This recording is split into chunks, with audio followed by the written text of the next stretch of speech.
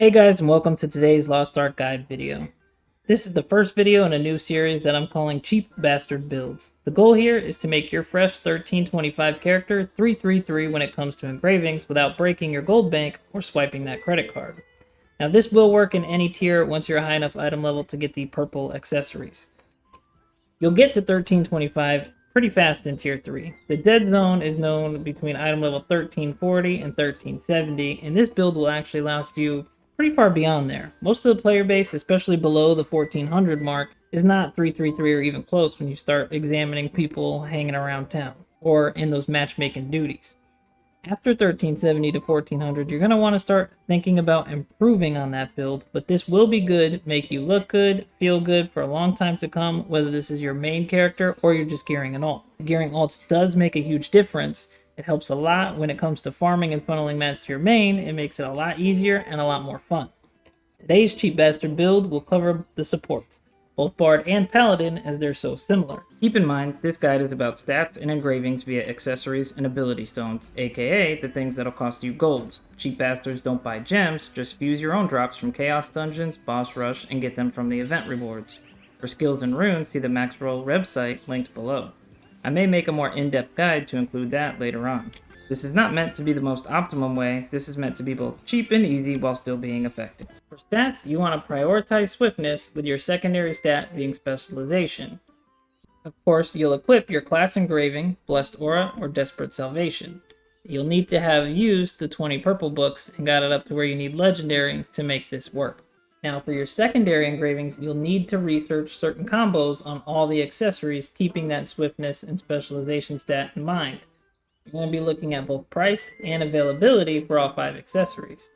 For example, if you decide on a combination that has low availability in the market, you may actually want to save cutting your ability stone for last. To see what negative engraving you can afford to facet and keep below 5 with less to choose from.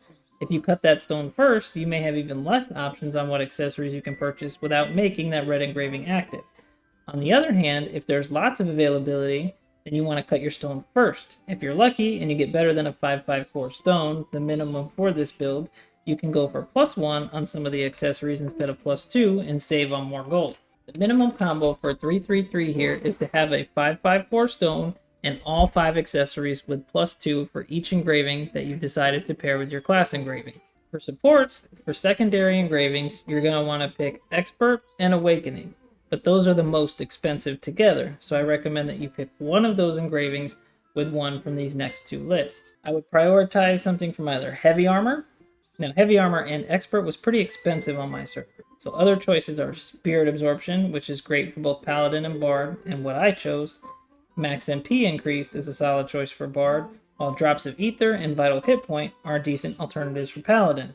If you can't find these and you want a decent 333 build, consider your playstyle and what can still provide you some positive benefit.